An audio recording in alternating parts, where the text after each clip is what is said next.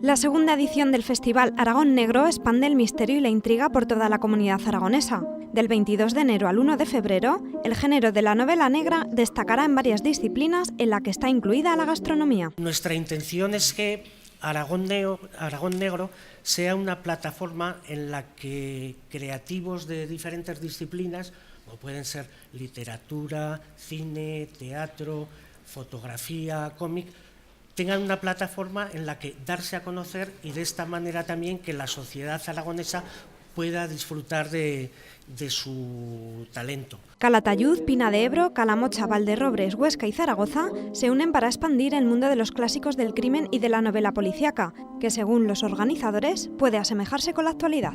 Yo creo que como eso sigue existiendo y eso sigue siendo popular y eso sigue siendo recogido por los creadores de distintas disciplinas, cine, literatura, música o de distintos sectores sociales.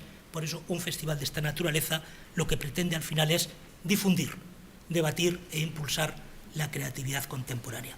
En esta ocasión, el Premio de Honor Aragón Negro es para la escritora inglesa Anne Perry, que visitará la capital aragonesa para recoger el galardón el próximo día 28. Y Laura Balaguer estrenará título al ser la ganadora del primer Premio Internacional La Trama. Destacar de esta primera edición del Premio Literario el gran número de obras presentadas. Fueron un total de 131 manuscritos los que se presentaron a este premio y la calidad, ¿no? que bueno, viene a reafirmar la excelente cantera literaria que tiene España. Un festival que en la primera edición contó con la participación de 5.000 personas y que ya desde muy joven une lazos con otras muestras internacionales.